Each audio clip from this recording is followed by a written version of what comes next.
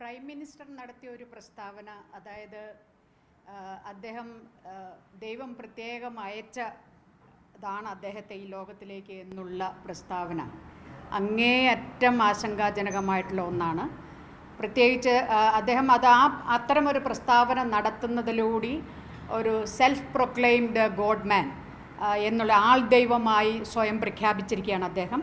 നമ്മുടെ രാജ്യത്ത് പല ആൾദൈവങ്ങളും വന്നിട്ടുള്ളതും ആ ആൾദൈവങ്ങളൊക്കെ ചെയ്തിട്ടുള്ള കാര്യങ്ങളും അതൊക്കെ തന്നെ നമുക്കറിയുന്ന കാര്യങ്ങളാണ്.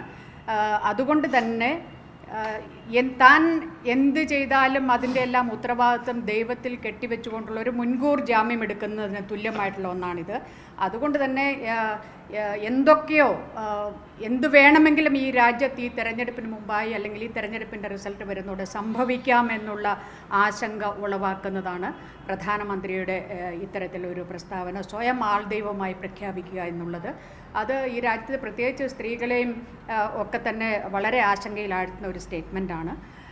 ഈ ഒരു രാജ്യത്തിൻ്റെ, ഇന്ത്യ പോലുള്ള ഒരു ലോകോത്തരമായിട്ടുള്ള ഒരു ജനാധിപത്യ രാജ്യത്തിലെ പ്രധാനമന്ത്രി ആ രീതിയിൽ ഒരു തെരഞ്ഞെടുപ്പ് വേളയിൽ സംസാരിക്കുക എന്നുള്ളത് രാജ്യത്തിൻ്റെ പ്രധാനമന്ത്രി പദത്തിന് തന്നെ അപമാനകരമായിട്ടുള്ളൊരു കാര്യമാണ്. ഈ തെരഞ്ഞെടുപ്പ് കമ്മീഷൻ പ്രധാനമന്ത്രി പ്രശ്നങ്ങൾക്കെതിരെ നടപടി എന്ന ഇതൊന്നും സ്വീകരിക്കാതെ നിർദ്ദേശം അത് കോൺഗ്രസിന് കൂടി നൽകിക്കൊണ്ട് ഒരു തുല്യതയാക്കി വീതിച്ച് ആ പ്രശ്നം പരിഹരിക്കുന്ന തരത്തിലേക്കാണ് കാര്യങ്ങൾ പോയത്. അതിലൊരു നടപടി ഉണ്ടാകേണ്ടതല്ലായിരുന്നു. തീർച്ചയായിട്ടും അതാണ് ഈ രാജ്യത്തെ പ്രതിപക്ഷ പാർട്ടികൾ, ഇടതുപക്ഷ പാർട്ടികളൊക്കെ തന്നെ ഇക്കാര്യമാണ് സൂചിപ്പിച്ചിട്ടുള്ളത്. ഈ രാജ്യത്തിൻ്റെ ജനാധിപത്യം പൂർണ്ണമാകുന്നത് അതിൻ്റെ തെരഞ്ഞെടുപ്പും അത് ഒരു ഫ്രീ ആൻഡ് ഫെയർ തെരഞ്ഞെടുപ്പും അതോടൊപ്പം അതിൻ്റെ ഒരു ഫ്രീ ആൻഡ് ഫെയർ ആയിട്ടുള്ള തെരഞ്ഞെടുപ്പ് കമ്മീഷനും കൂടി ഉൾപ്പെടുന്നതാണ് ഈ രാജ്യത്തിൻ്റെ പാർലമെൻ്ററി ഡെമോക്രസി എന്ന് പറയുന്നത്.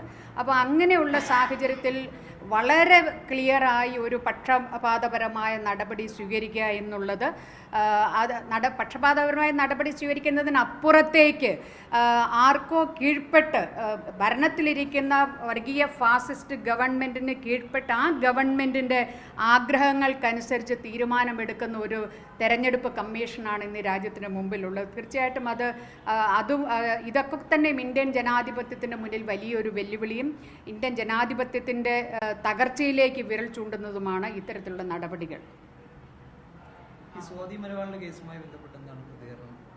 അല്ല, സ്വാതി മാലിവാളിൻ്റെ കേസ് അത് ഇന്ന് നിയമത്തിൻ്റെ മുമ്പിലാണുള്ളത്. അതുകൊണ്ട് ഇതൊരു ഹൈ പ്രൊഫൈൽ കേസ് എന്നുള്ള രീതിയിൽ അതിനെ കാണുകയും സമയബന്ധിതമായി ഇതിൻ്റെ അന്വേഷണവും ഒക്കെ തന്നെ അവസാനിപ്പിച്ചുകൊണ്ട് ഇതിൻ്റെ യഥാർത്ഥ വസ്തുത വെളിച്ചത്ത് കൊണ്ടുവരികയും അതുപോലെ തന്നെ നീതി ഉറപ്പാക്കുകയും വേണം. അത് സമയബന്ധിതമായിരിക്കണം, അത് വലിച്ചു നീട്ടാൻ പാടില്ല. രാഷ്ട്രീയ ലക്ഷ്യങ്ങൾക്ക് വേണ്ടി ആരുടെ ഭാഗത്തു നിന്നായാലും അത്തരത്തിൽ ഒരു പരിഗണനകളുമില്ലാതെ നീതി ഉറപ്പാക്കുക എന്നുള്ളത്, സത്യം പുറത്തു കൊണ്ടുവരിക എന്നുള്ളത്, നീതി ഉറപ്പാക്കുക എന്നുള്ളതായിരിക്കണം ഇതിൻ്റെ ഈ അന്വേഷണങ്ങളുടെ ലക്ഷ്യം. അത് സമയബന്ധിതമായിരിക്കണം. സ്വാതി മലിവാളിന് പിന്തുണ എന്ന് പറയാൻ പറ്റും.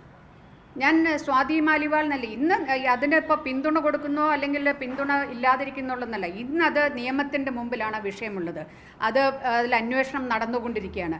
ആ അന്വേഷണം വളരെ കൃത്യമായി സത്യസന്ധമായി എത്രയും വേഗം സമയബന്ധിതമായി അത് അവസാനിപ്പിക്കണം, തീർക്കണം എന്നുള്ളതാണ് ഞാൻ പറയുന്നത്. മാഡം, ഇതിനകത്ത് ഒരു കാര്യം കൂടെ ഉള്ളത്, ഈ സ്വാതി മലിവാൾ ഇപ്പോൾ കേജ്രിവാളിന്റെ വീട്ടിൽ വെച്ചുണ്ടായ ഒരു സംഭവം എന്ന് പറയുന്നത്. പക്ഷേ ഇതിപ്പോൾ BJP അതല്ലെങ്കിൽ ഭരണകക്ഷികളാണെങ്കിൽ സ്വാഭാവികമായി പ്രതിപക്ഷ പാർട്ടികൾ ഒന്നടങ്കം ഇതിലൊക്കെ രംഗത്ത് വരികയുണ്ടായിരുന്നു. ഇതിൽ ഒരൊറ്റ പ്രതിപക്ഷ പാർട്ടിയിൽ കാര്യമായ രീതിയിലുള്ള പ്രതികരണങ്ങൾ തുടക്കത്തിൽ ഡൽഹി PCC എന്നൊക്കെ വന്നിരുന്നെങ്കിൽ അത് പിന്നീട് ഉണ്ടായിട്ടില്ല സ്വാതി മലിവാളിന്റെ വിഷയത്തിൽ. മാത്രമല്ല അവർക്ക് മർദ്ദനമേറ്റു എന്നുള്ളത് മെഡിക്കൽ റിപ്പോർട്ട് അടക്കം പുറത്ത് വന്നിട്ടുമുണ്ട്. അല്ല, അതാണ് ഞാൻ പറഞ്ഞത്. ഇത് ആരെങ്കിലും ഇപ്പം ഒരു സൈഡ് പിടിക്കേണ്ട ഒരു വിഷയമല്ല. ഇവിടെ എന്താണ്, ഇതിപ്പം ഇതിൽ അന്വേഷണം നടന്നുകൊണ്ടിരിക്കണം. ആ അന്വേഷണം സുഗമമായി സത്യസന്ധമായി സമയബന്ധിതമായി അവസാനിപ്പിക്കണം.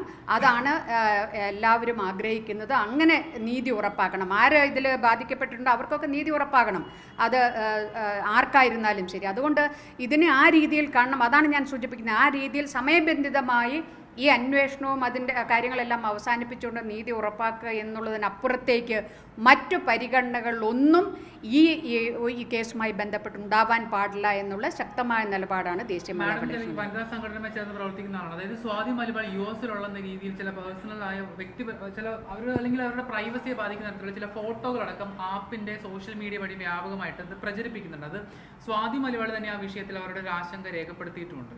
ഇല്ല, ഞാൻ അത് ഞാൻ കണ്ടിട്ടില്ല. പക്ഷേ ഞാൻ അതാണ് പറയുന്നത്, മറ്റൊരു പരിഗണനകളും മറ്റൊന്നും തന്നെ ഇതിൻ്റെ അകത്ത് വരാൻ പാടില്ല. അതുകൊണ്ട് തന്നെ അത് ഈ സ്ത്രീ, പ്രത്യേകിച്ച് ഇതിൽ ഒരു സ്ത്രീ ഉൾപ്പെട്ട ഒരു കേസായതുകൊണ്ട്, സ്ത്രീ ഒരു ആരോപണം ഇത്തരം ഒരു കേസ് കൊടുത്തിരിക്കുന്നത് കൊണ്ട് തന്നെ അവരെ അങ്ങനെ കേസ് എല്ലാവർക്കും അവർക്ക് ഗ്രീവൻസ് റിഡ്രസൽ എന്നുള്ളത് എല്ലാവരുടെയും അവകാശമാണ്. അതിനപ്പുറത്തേക്ക് അത് നിയമപരമായി നേരിടുക ആരായിരുന്നാലും എന്നുള്ളതിനപ്പുറത്തേക്ക് അതിന് ഈ രീതിയിൽ സ്വഭാവ ഹത്യ നടത്തുക എന്നുള്ളത് ഒരു വിധത്തിലും, അത് ആര് നടത്തിയാലും, അത് ആം ആദ്മി പാർട്ടിയുടെ ഭാഗത്തുനിന്നുണ്ടായാലും മറ്റേത് രാഷ്ട്രീയ പാർട്ടി ആയിരുന്നാലും അത് അംഗീകരിക്കാൻ പറ്റില്ല. ഇന്ത്യ സഖ്യത്തെ സമ്മർദ്ദത്തിലാക്കിയ ഒരു വിഷയം തെരഞ്ഞെടുപ്പിൽ ദില്ലിയിലെങ്കിലും എനിക്ക് അതിനെക്കുറിച്ച് ഞാൻ കൂടുതൽ എനിക്ക് അറിയില്ല.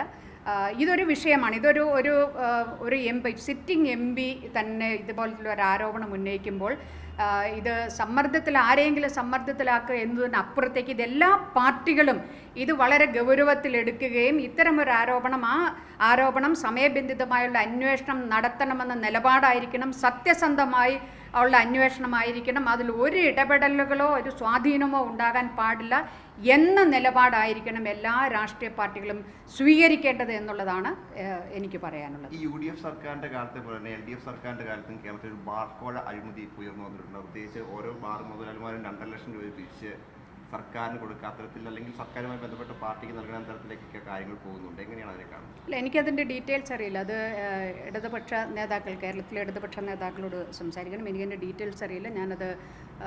അതിനെക്കുറിച്ച് അറിയാത്ത ഒരു കാര്യത്തെക്കുറിച്ച് സംസാരിക്കാൻ ഞാനാണ്.